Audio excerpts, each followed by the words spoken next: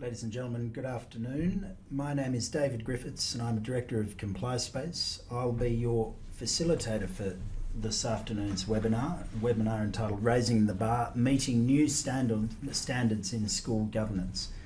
Now, to give you a bit of background about CompliSpace, we're a leading provider of governance, risk and compliance programs and services to non-government schools across Australia.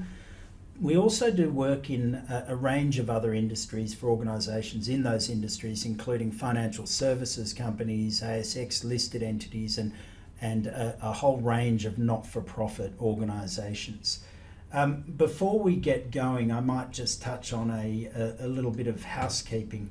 The first thing is that this webinar is actually being recorded, so we're going to upload a copy of the webinar onto the school governance website. That's www.schoolgovernance.net.au. That will happen during the course of Monday next week. We'll circulate a link to the webinar to you all at that time.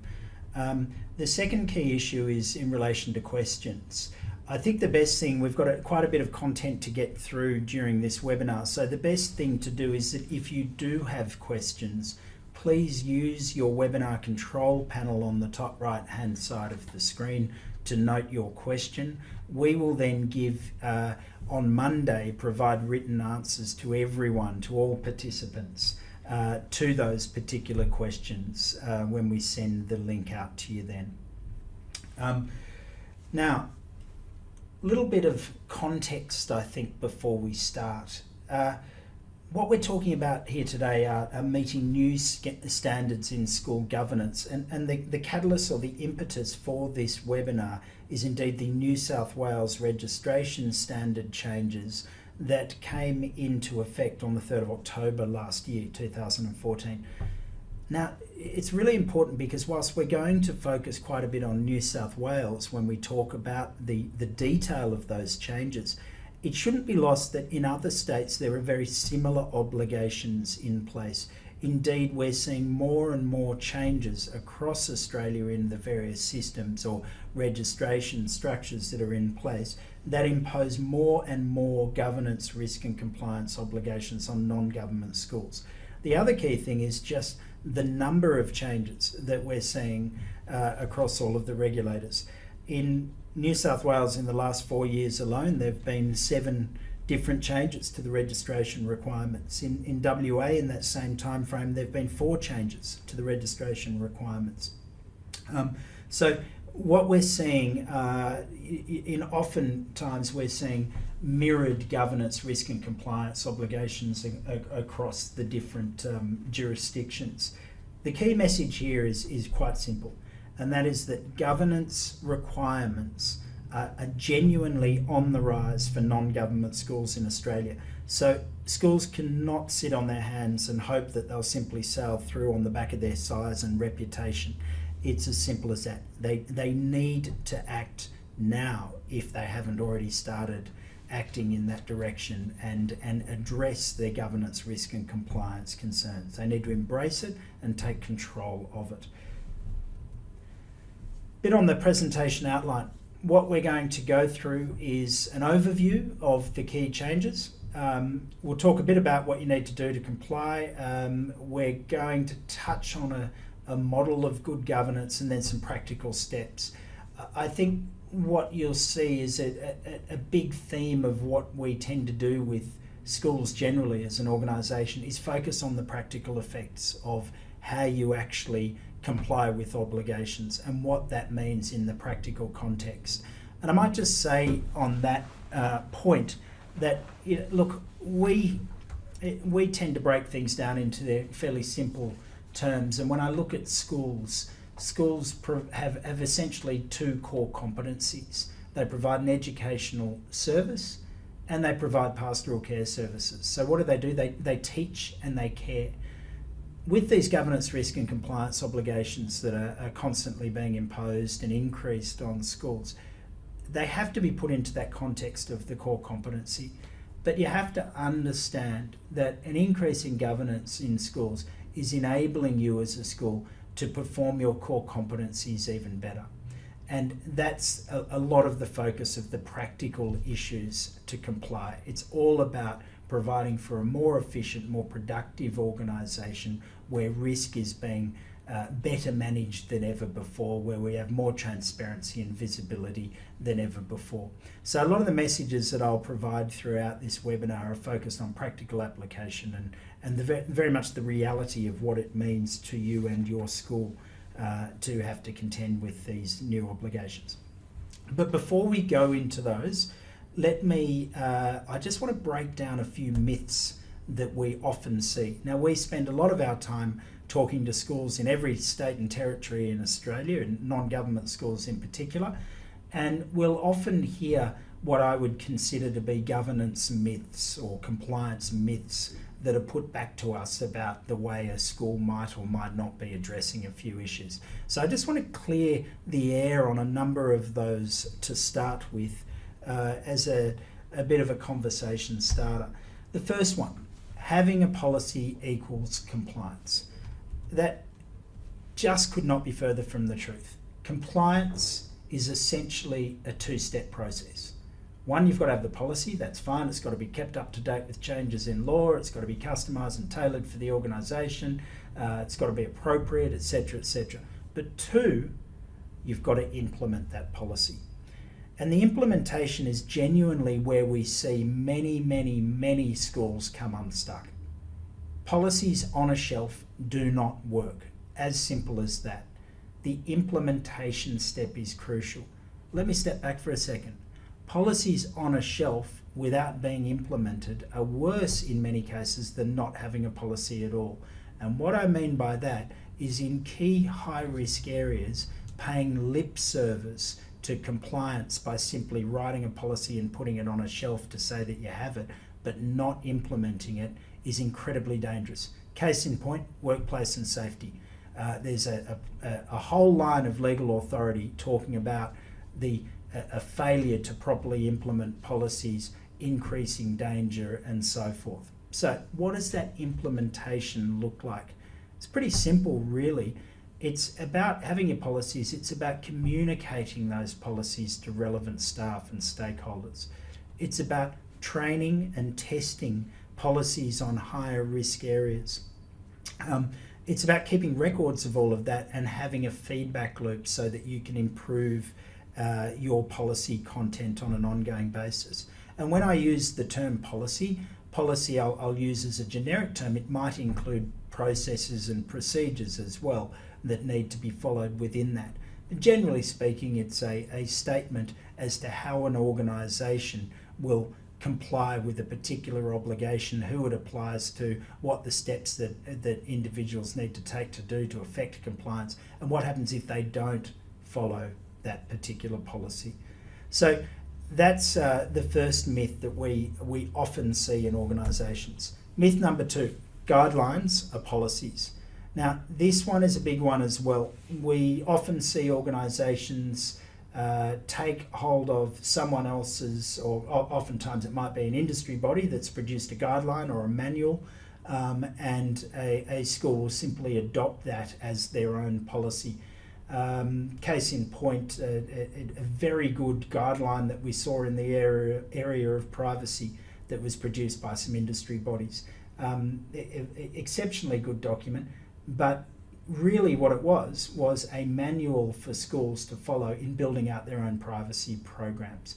It was not a privacy program for schools, yet many schools simply took the view that they could put their logo on the front and claim it as their own.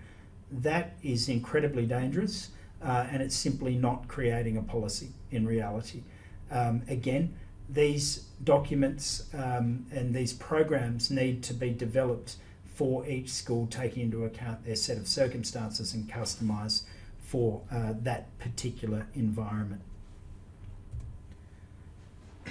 Myth number three, we only need to be compliant at re-registration. I've heard that one many times, and I've seen it many times in practice. The reality is that, as many of you I'm sure could attest to, that when it comes to re-registration, the vast majority of schools will work frantically to prepare for the process for about 12 to 18 months in advance of their re-registration cycle. After they've gotten through that, they then will sit back and relax for about 3.5 years before the whole process starts again. So this practice in particular of waiting for re-registration is to do your compliance is incredibly high risk. It's also extremely expensive and extremely dangerous to do in general terms. Compliance has to be continuous. The problem with focusing only on re-registration is just that. That's all you're focusing on. The reality is, if you were coming up for re-registration this year, well, in the last couple of years, there have been some fairly significant changes in law that you might not even have looked at in that time. In New South Wales and those states that have adopted the model laws on work health and safety, that's a great example where those laws have kicked in. The privacy laws are another area that have kicked in nationally as well. So those will had to have been addressed during that period of time. It's a really important one, and it's often a challenge for schools to see compliance as a key management function within a school and as an organic and evolving process that needs to be dealt with on a continuous basis. Loss of registration is our greatest risk. Yes, it's a risk, but look, let's be honest. How many schools actually lose their registration? When I compare the school sector with other sectors in this country, if we take an example like, I don't know, financial services licensees, there's about 4,500 of them. Licensees in that space often lose their license to operate. Schools rarely lose their license to operate, and I'm sure many of you could probably name on one hand schools that you know of that have lost their license to operate in recent times. Schools are incredibly resilient. They rarely lose registration in general terms, not en masse anyway, and rarely go bust, so to speak. So the real risk is not around loss of registration. The reality is if you don't do it correctly, your registration cycle will probably be shortened up somewhat, but the risks go way beyond that into your legal and regulatory compliance obligations generally. And in that, think of issues like I've mentioned there, WHS, student duty of care, student welfare, including child protection and the like, human resources, privacy, I've already mentioned those. These are real risks that affect schools, and they're real risks that can affect reputations, as we see on front pages of papers today. In particular around the Royal Commission and things like that. Admittedly, they're issues that might have occurred quite some time ago, but schools nonetheless need to have systems in place to deal with the outcome of those sorts of allegations as well. So they're very real risks. So loss of registration is not the only game in town when it comes to compliance. Last but not least, the fact that many schools seem to think that there's a transition period to comply. That's just simply not the case. There is no transition period. These changes to your governance obligations under the registration standards in New South Wales take immediate effect have taken immediate effect from October. So you should be doing it now, is the reality of it. Now, let's just quickly talk about governance, and for those academics or those who are academically inclined, which is probably most of you who are online now, I must apologise for referencing a quote from Wikipedia. The only reason I do reference it is the fact that it is so simple and practical. And this is the definition around school governance from Wikipedia, and that is the practices, policies, procedures, principles and values that guide a school and its business every day at all levels of the organisation. So what does that mean exactly? Look, the first place to start on that is to break it all down. What do policies and procedures mean? That points to the documentation. Now, whether you have it in paper form or on a computer screen, in your intranet, whatever the case may be, It's words on the page, words on the screen. It's having those words that are appropriate for the nature of your organisation, that cover off your obligation, that are customised for you, that can change from time to time as your strategy might change, as the law changes and so forth. That's your starting point. The next part is to think about the practice, principles and values. But what does that really point to? That's pointing to the culture of the organisation. Now, without sounding all warm and fuzzy about corporate culture and things like that, I'm a big fan of one particular definition of culture when it comes to organisational culture. Culture is not what we do around here. Culture is what we do around here when nobody is watching. As simple as that. Now, culture in a school is an interesting one as well, because invariably culture in school, in schools more than any other organisation, certainly that we deal with, is defined by the strength of the leadership within that school. And we see that every day with our schools. And it's a very interesting one. So it starts at the top and it flows down like the waterfall. As simple as that. And the whole idea is for the culture, as a form of control within a school, that all members of staff and community will follow that culture and do the right thing if that is what the culture has created as a mentality within the place. As I said, all starts within the leadership group and at the top generally with the principal. The next one is that issue of guiding a school. What's that? That's about management. That's about that group of people who are implementing strategy every day. And the final piece is every day at all levels. Well, what does that mean? Well, that's just business. That's just what you do in running a school. That's what you do in teaching and caring. So all of this stuff around governance, it's actually pretty simple. It's what you do every day. It's defined in documentation. It's defined in policies and procedures. Culture is your best form of control, and that comes down to, as a starting point, your leadership, the values that you subscribe to as a school, and how you actually act and impart those values throughout the place, and then the strength of management for implementing your strategy on a day-to-day basis. Look, when people mention corporate governance, they often think about board governance. Now, my background is as a lawyer, an employment and compliance lawyer originally. And so as a lawyer, whenever people mention the word corporate governance, they immediately go straight to the Corporations Act and they think about structure of the board and things like that. So yes, that is a key aspect of corporate governance. The board is there, what it is there to do in defining strategy, in guiding the executive team, in appointing the principal, etc., etc., etc. But at a school, a huge amount of the governance is that organisational governance piece, and that's the implementation of strategy.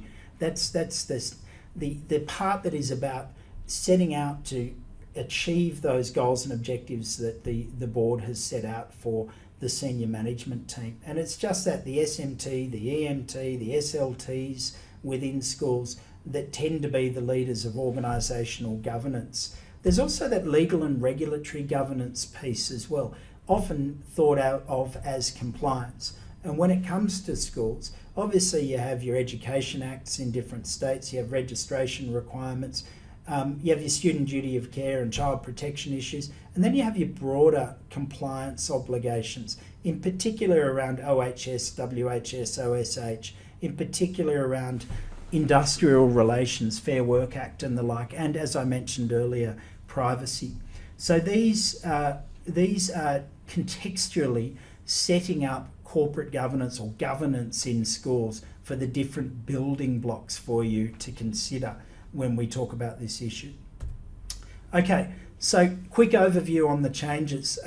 Little bit of focus here on the detail focused on New South Wales. But again, I just emphasise that when we're talking about the different aspects of these changes, equally these changes do apply in different ways in other states where the registration requirements in other states often mirror what some of these governance, risk and compliance obligations are in New South Wales. first question here, who do they apply to?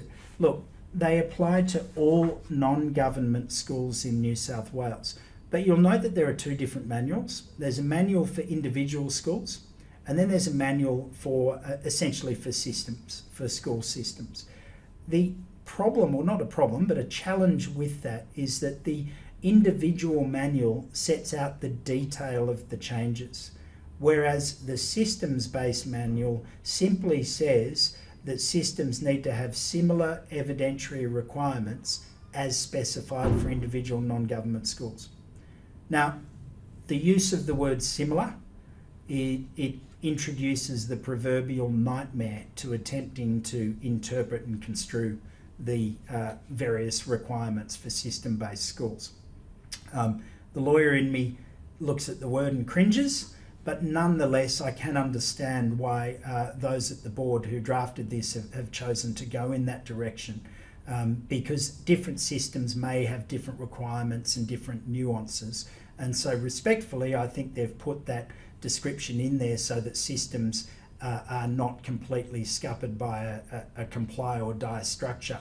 I think that the answer to that is, is it similar meaning the same, or is it similar meaning same but different? I think the answer to this is a common sense based approach, which is you should treat the obligation as identical unless the particular governance structure of your system itself makes it just incompatible for you to actually comply with that obligation.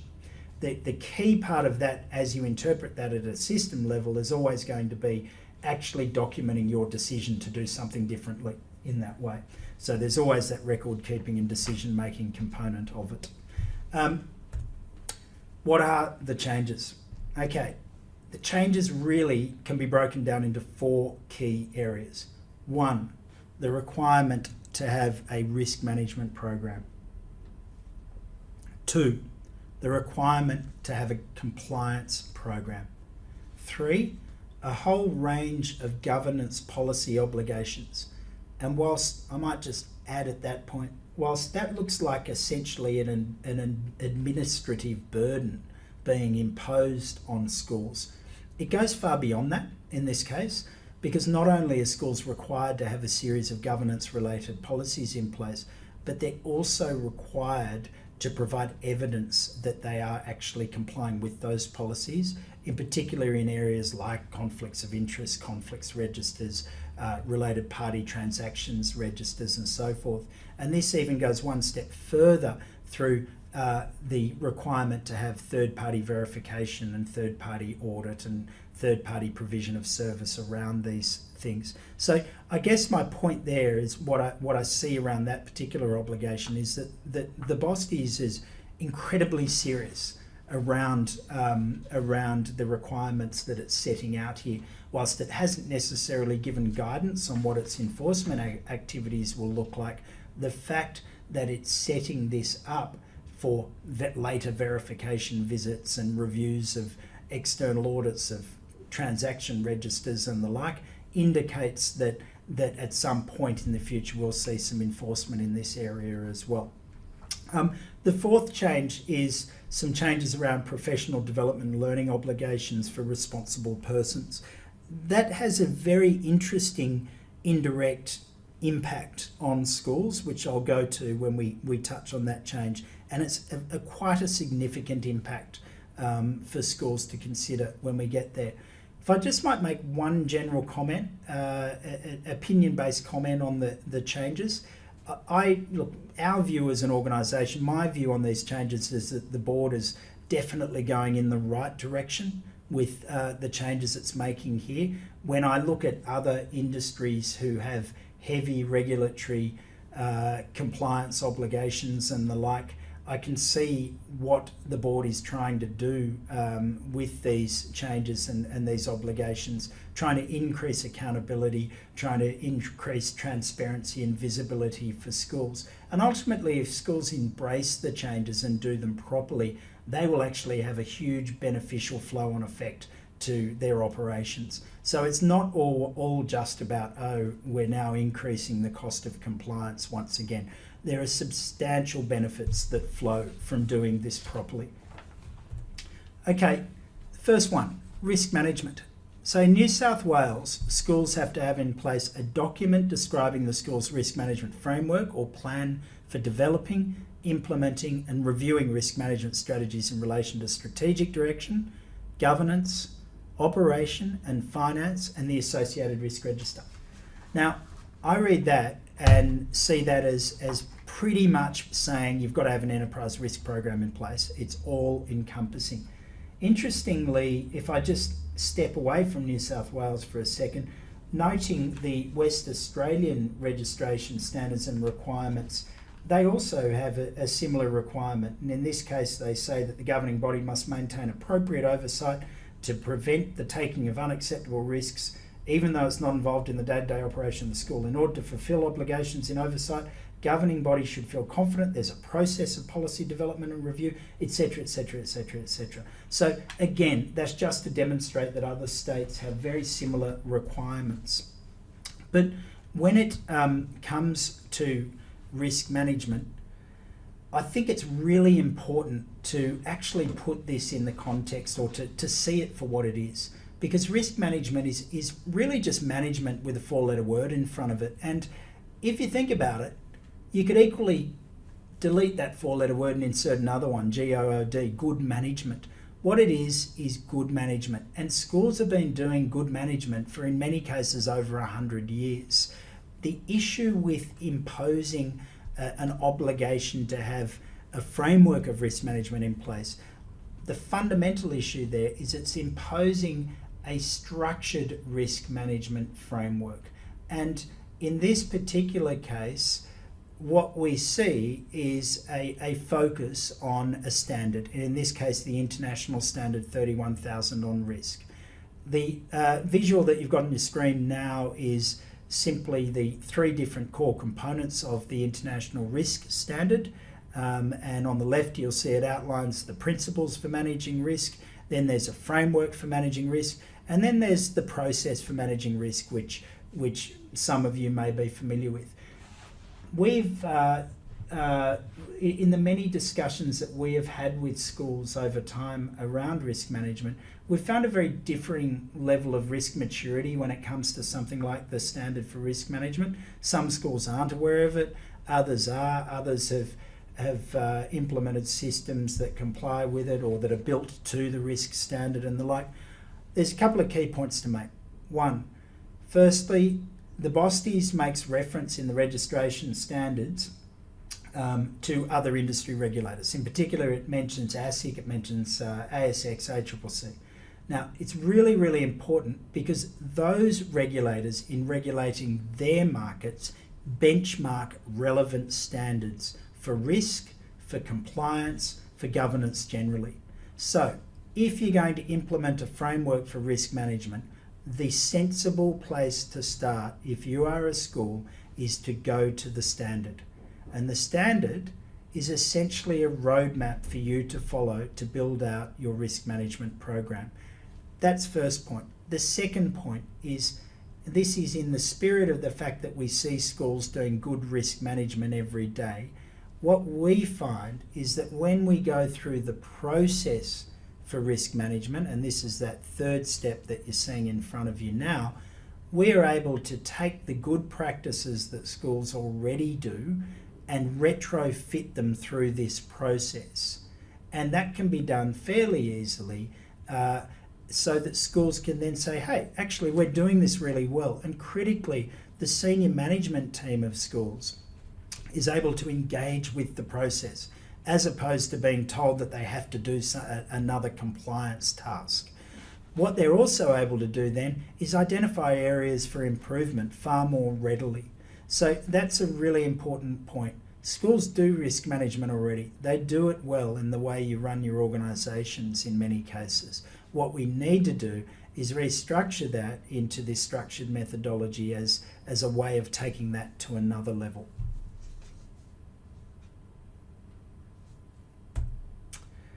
I think one of the final and major points around risk is this, that whilst we can sit there and say risk is, it's really valuable to mitigate these things and all of that, just from what we're seeing at the moment, one of the major outcomes of an effective risk management program is this one, is the protection of your reputation.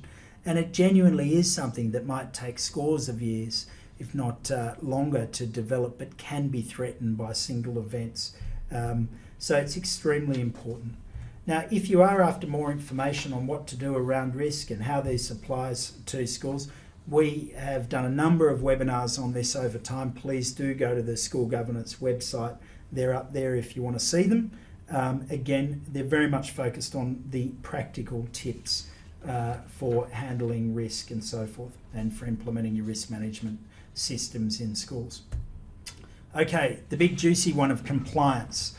Now, when most people think about compliance, they think about this, the legal and regulatory compliance. They think about the courtroom, they think about statutes and things like that. And there's no surprises there when you think about it in Australia. We are a heavily regulated society. As an aside, when Peter Costello was the treasurer of this country, the Tax Act doubled in size. It said that there are 90,000 law and regulation changes per year in Australia. It's quite scary when you consider the almost hyper-regulated state in which we now live. But that is the nature of the beast. It's here to stay and it's on the increase. The reality is, though, at an organisational level, compliance is not just about your legal and regulatory obligations. If we just use the analogy here of Mark Cavendish in his winning days in the Tour, in this particular case, you look at that and you say, yep, great cyclist, great natural ability, probably trains pretty hard and he wins another race. But the reality is that sitting behind Mark Cavendish is a whole team of people that help him enable that or effect that outcome. And they're not just the riders on the road with him. They're also a team of other helpers, other administrators, physios, mechanics, etc. that ride along in cars in and around the team or in the team bus. They all have a job to do, and extending that analogy to a school environment, whilst the performers in the school environment might indeed be the teaching staff, those sitting behind the scenes doing a huge amount of the compliance are the non-teaching and administrative staff. So the teachers might be like the cyclists protecting the Mark Cavendishes of the world, but the other staff are in there doing, and they're carrying a huge amount of that organisational compliance burden. And when you get it right, you have a win. And when you don't get it right, things can have a bust up. So the key message there is that compliance extends way beyond just your legal and regulatory. The requirement for schools in New South Wales is that they've got to have a document describing the school's legal compliance process to facilitate the school's compliance with all relevant legislation and reduce any risk of non-compliance. Now, I read that and I see a very heavy duty obligation. It's not just to facilitate the school's compliance, it's to facilitate the school's compliance with all relevant legislation and reduce any risk of non-compliance. What does that mean? It means you have to have a robust compliance program in place. It's as simple as that. The natural place to go to when looking at setting that program up, I've already mentioned the importance of standards. I've mentioned the indirect reference to standards by the board through its referencing other regulatory bodies and how they deal with compliance and risk and so forth and governance obligations. The original starting point was the former Australian standard 3806 on compliance programs. This particular standard was one that many schools have built programs on over time, but it has now been overtaken by the recently published ISO or International Standard 19600. Important point to make about 19600 is what it's done is it's taken the advantages of the compliance standard 3806, but it's added to that some new requirements in that it requires you to link risk with compliance a lot more readily. It requires you to do a risk assessment of compliance obligations. that I find if you were implementing enterprise risk, you'd do a risk assessment of compliance obligations anyway, and they'd fall under the category of compliance risk. But looking at it from the compliance end, this is really, really important, because what it's saying to you as a school is certain compliance obligations are going to be higher risk than others, and you have to know what they are in light of what you do. This particular slide that you can see here was developed by SAI Global and the GRC Institute, and it's a very good slide for describing the very basics of the ISO 19600 compliance standard. So if you're not familiar with it, I'd urge you to get familiar with it. It does form a great roadmap for building your compliance program ultimately, and it's extremely important. I think it's really important at this point also to acknowledge that the complexity of the school environment when it comes to, in particular, legal and regulatory compliance obligations. And this particular visual we put together for a WA Business Managers Conference last year, but I quite like it, thinking of it in terms of the compliance Olympics. It's not quite as simple as what you see here though. Look, schools have an enormous number of compliance obligations. It's as simple as that. If I look at the WA registration standards as an example, it talks about having to have a compliance program in place that ensures compliance with some 52 different pieces of legislation. I find something like that, where you're creating an exhaustive measure, is slightly dangerous, I'd suggest, but nonetheless, because look, many schools have far more obligations that they have to comply with. In this case, we pick some of the core ones around your registration standards. You might run early childhood, you might have early childhood obligations. You might have international students and run vocational training. All schools are going to have OH&S or workplace safety obligations. But in addition, every school has student duty of care obligations. Every school has core privacy obligations, child protection obligations, noting in particular Queensland the significant changes or recent changes to their child protection obligations. Every school, well, not every school, some schools might have boarding in place and have various obligations there. Food safety, events management, and the big kahuna that we talk with schools non-stop about is excursion management, a massive issue indeed for schools. What you can see straight away there from this slide, and this is only touching on a few of your legal and regulatory compliance obligations, but you can see a genuine complexity in your compliance. And what does that require? In order for you to cope with the enormity or the complexity, there's only one answer. You need to implement a robust compliance program. Excel, files on the shelf, policies on the shelf just won't work. It's too complex to be pushing tasks around, chasing up paper-based checklists constantly, given the plethora of information and the crossover and overlap and the different moving parts. So schools need to contemplate having electronic systems, having more automated ways of handling these sorts of things, just to deal with the enormity of the obligations. Just a quick aside at this point, complaints. Now I know there haven't been any changes to the requirements in New South Wales around complaints, and I note that almost every jurisdiction in Australia has some requirements around complaints handling systems. But this is a huge challenge for many schools, and it's a challenge that in many cases we see schools actively avoid, and in some cases we see them have a go at it but really struggle with it. Complaints handling is a critical radar for compliance. What it does is it acts as both a lead indicator and a lag indicator for compliance issues. So it should be treated with the utmost respect, taken seriously, and schools should embrace it as a way of creating a feedback-based culture in the organisation, of getting critical data that they can use to improve their compliance performance. James Field, my fellow director here at CompliSpace, presented a paper to Anzella last year called Walking the Tightrope Between Ignorance and Knowledge. And that is available on the School Governance website. If this is an area of interest to you, or you're in the middle of looking at complaint handling, I would have a good look at that paper, because it's very good and practical on the issues that schools face. Okay, governance policy obligations. let's just get a bit of context around this before we jump in.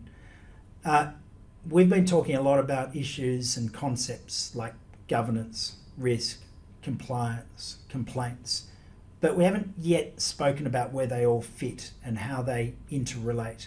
So that interrelationship between these different functions or concepts or disciplines is extremely important to understand. There's no perfect way of presenting this, but this particular slide is a way of presenting it that bears some logic and is important so that you can actually think about that and settle that in your mind as you're thinking about the issues. So as we look at this particular diagram, complaints, as I mentioned, are a key radar or lead and lag indicator for any compliance program. So they, in a sense, sit within or as a core component of a compliance program. Compliance itself is a mechanism for actually mitigating and controlling the risks that are identified through the risk management program, i.e. go through, assess risks, identify risks, put controls in place. Invariably, your compliance program is where you are measuring whether or not you are performing those controls properly. And let's face it, many of the controls for risks are actually legal and regulatory compliance related tasks and policies. Risk is a cornerstone of good governance. Risk is a forward-looking concept. It deals with future uncertainty. And that's what governance is about, understanding where you're going as an organisation and managing your way there properly. Okay, so that's extremely important to understand that enterprise risk management is crucial for governance. And of course, none of this works without ethics. Okay, if people are going to do the wrong thing, actively do that, then it doesn't matter how good your systems are. Sure, you might identify where they're doing the wrong thing, but that won't necessarily stop the wrong thing being done. There are classic examples of that everywhere, and we see that in recent times in the school space with frauds and so forth, or embezzlement. We see that in the corporate space. A great example of that's probably Australia's largest ever liquidation, HIH, where fantastic systems in place, but culture at the top of doing the wrong thing. So it all comes back to the human beings, the funny organic things that we all work with every day. It all comes back to us as people and the ability to implement that culture. And as I said earlier, it's around leadership, around values, it's around implementing all of these things, it's around that vision. And critically, in a practical context in any organisation, starts with recruitment. Starts with getting the right people on the bus. It starts with ensuring that they are performing properly, and when they're not performing properly, dealing with it. So it's not just getting the right people on the bus, it's keeping the right people on the bus and kicking the wrong people off quickly. It's all of those things that are absolutely crucial. So there's a whole lot of systemising that can be done at that level to ensure that we're getting the right people with the right ethics involved in the organisation. When it comes to compliance and risk, important to understand the relationship there, and this slide actually shows, if you think about this middle line as the here and now, the present, it shows that risk is a forward-looking concept looking out into the future. Compliance looks at the here and now and the immediate past or the past. And basically, as we identify risks, we'll feed the controls into our compliance program. As our compliance program identifies breaches or issues that come up, they can be fed back into a changing risk profile. So things like your incident management within compliance is absolutely crucial as an indicator of different risks. Okay, what are our policy obligations? Look, here they are, great long list of different policies that we need to have in place. Let's discuss them all quickly now. The first one is the requirement to have a governance charter. Now, this is a high-level summary or a public expression of internal governance systems. Do not publish all your policies and procedures on your website. The only policies that you really should be publishing are those that you have that are directly relevant to your stakeholders. And when I talk about stakeholders, I'm really talking about parents, students, prospective parents, prospective students, staff, family of staff, alumni, industry bodies, government, local community, benefactors, donors, etc., friends of the school. So schools have a huge number of stakeholders. So we should only publish the documents that are, the policies that are relevant to specific stakeholders in that group. Your governance charter really ensures accountability and transparency for those stakeholders, and it's going to include a range of issues, but things like a description of your legal structure and your approach to governance, your framework, your board, your principal, the different responsible persons in the organisation, how you make decisions, your financial reporting and management, risk and compliance, safety, child protection, all of those sorts of issues are covered in a governance charter. Also need to have a statement of delegated authorities, and this is a board approved statement setting out which matters have been delegated by the board to management. It'll set out approval thresholds, it'll set out who has delegated authority in relation to decisions on day-to-day management issues, and it will also set out the process for withdrawing that approval, which is extremely important. There's a requirement to have supervisory arrangements in place, or a supervisory arrangements document in place. To be fair, I found this quite a confusing requirement because it's something you'd expect to see to some extent in a governance charter anyway, but what it's really focusing on is an outline of the supervision and reporting with respect to your responsible persons. So it does go hand in hand with the governance charter, and we do see some schools actually incorporate that into the governance charter as well. Now, codes of conduct are things that are not foreign to schools. We see most schools that we talk to will have some form of staff code of conduct. I might say that the registration requirements at this level are focusing on responsible persons and their compliance with codes of conduct. So there is another standard to follow in relation to codes of conduct. That's the 8002 Organisational Code of Conduct Standard. If you haven't reviewed it in the context of what you do as a school, please do so. It's a good standard. It makes sense. Take your existing code of conduct and upgrade it to that level. And you can be assured that you'll deal with some issues that you haven't considered but are relevant to you. Important thing with your code of conduct, it should form a key part of induction processes for your responsible persons. The record keeping policy. Again, the record keeping policy is focused on records around your governance decisions and actions by your responsible persons. And the general requirement is that you need to keep and maintain records of those decisions, including minutes of meetings and the like, for a period of 7 years before archiving. I would just suggest that you should think about that in the context of your general records management policies and archiving policies as a school. Setting a limit around things like 7 years in the current environment is far too short for important management decisions. We recently did a blog exploring the issue. The blog can be found on the school governance website, but it explored the issue of record keeping for schools and what sort of length of time they should keep records. Well, look, harking back to the Royal Commission at the moment, the average length of time between an incident and a subsequent allegation is somewhere around 23 years at the moment. So on that basis, there's really no reason for schools to destroy key information for management decisions, investigations, allegations and so forth. And taking that one step further, in light of the expense for storing of documentation these days and the security of storing that information on the cloud, it's an incredibly inexpensive and easy way to record and store core and key information. So our view is, look, in many cases, plan to store indefinitely and have systems in place. And of course, you'll, in years to come, reassess that over time. But the distraction of documentation is incredibly dangerous in the current environment.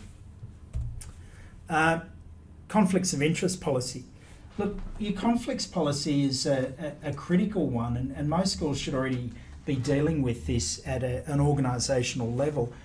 Critically, this requirement is focused on responsible persons, and it requires you to have a conflicts policy in place for individual responsible persons in the organisation to give a declaration in relation to conflicts of interest, that you've got to keep these records again for at least 7 years.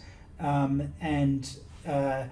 would suggest to you that you should also think about this in the context of your broader conflicts of interest related policies, things like gift policies, issues like that.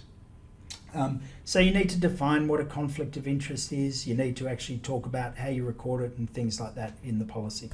The other one that's closely related to that's a related party transaction policy and register.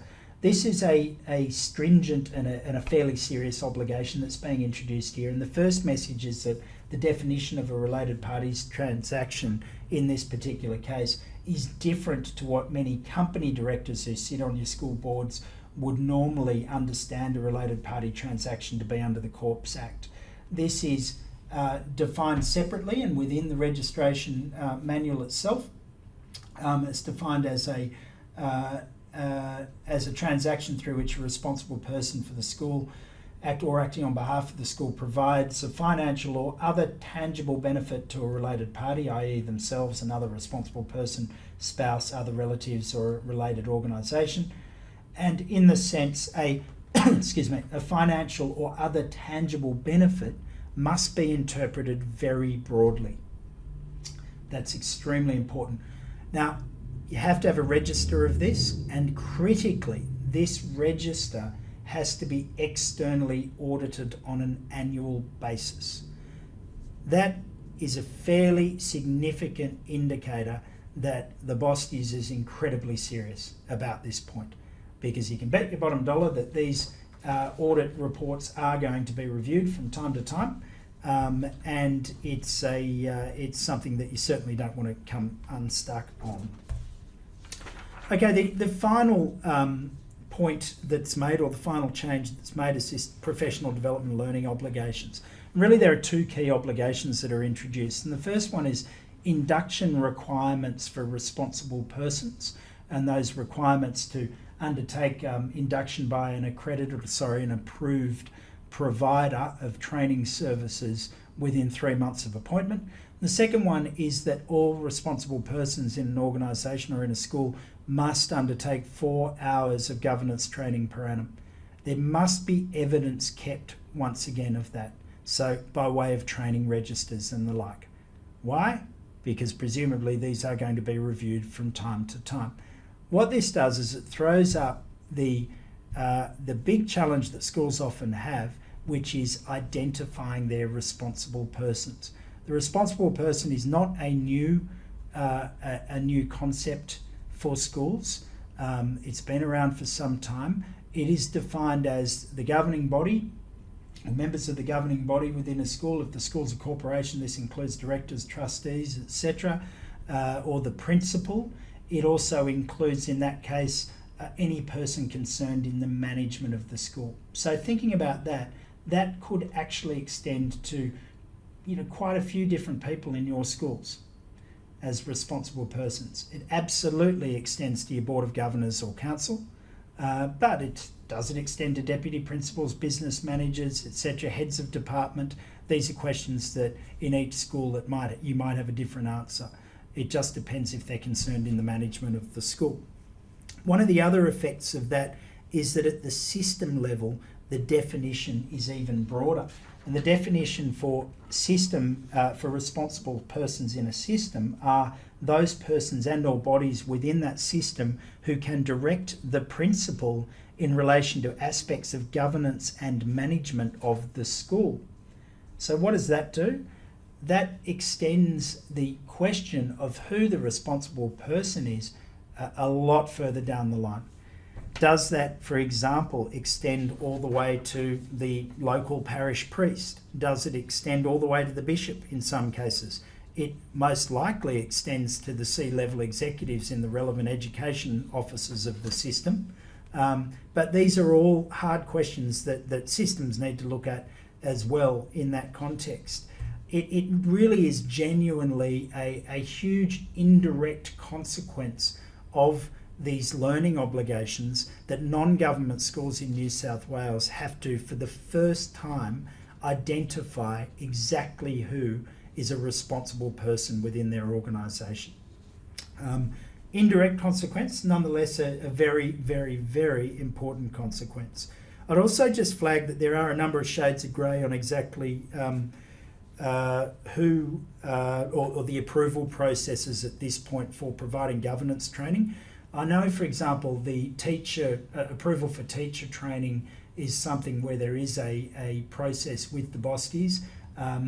And I know that we are one of some 35 different approved providers of that training. With the governance training, there are only a smaller number of approved providers, and I believe that the BOSTIs is currently just reviewing its processes for providing that approval around that.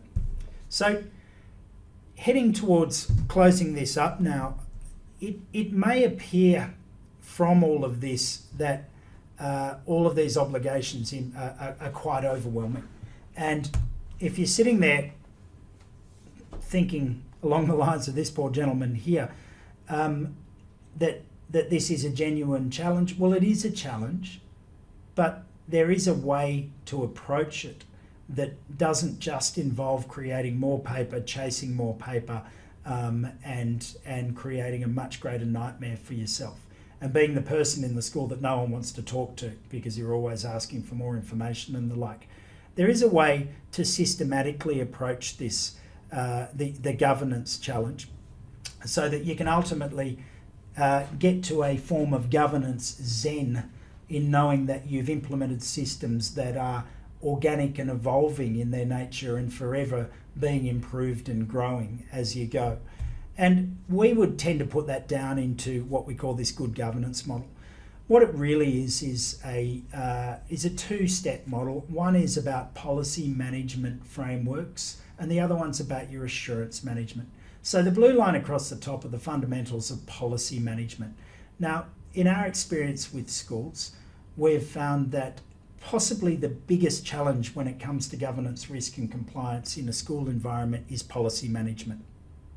It doesn't matter what area of specific legal and regulatory compliance, whether it's child protection, privacy, WHS, it doesn't matter. It's the policy management, maintenance, integration and incident management that goes with it that schools are challenged by. Schools are incredibly policy heavy zones because you're very comfortable writing. What we've often found though with schools is that we'll often, when we do gap analyses and reviews of policy content, we'll often find multiple policies covering the same issue, sometimes which contradict each other. There's always challenges with version control. There are challenges with implementation at every level. So the blue line across the top is about the implementation of your policy management system. You've got to have the policies, they've got to be up to date with changes, they've got to be relevant, they've got to be built on a communication platform, you've got to train and test your high risk areas and keep records of all of the above with a feedback loop to ensure that it's effective. The assurance piece is about capturing your key legal and regulatory tasks, your key risks, assigning them to an individual for accountability, monitoring the performance of those and controlling that, reporting on it and ultimately improving on it.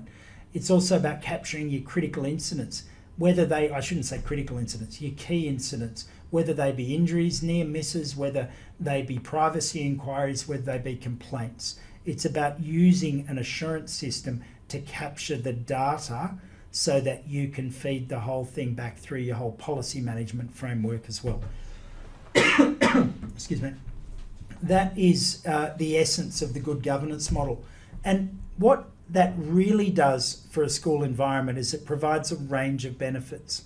And if we look at an environment like this, and forgive the fact that this looks more like a corporate sort of a diagram, but we can all, I'm sure, relate to many of these little descriptors of the circumstances in different areas in this particular organisation. We can relate to a lack of visibility, to poor integration, to wasted resources and things slipping through the cracks.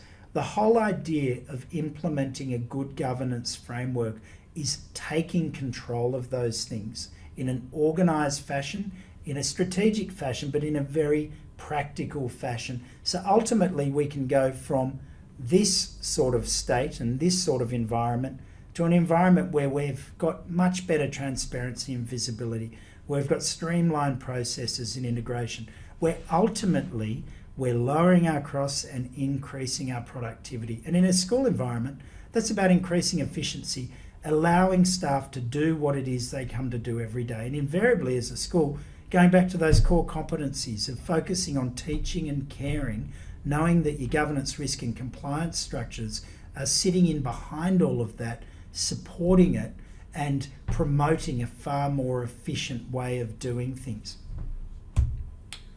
So next steps, practical outcomes. First step that you should take in wrapping up, brief your board.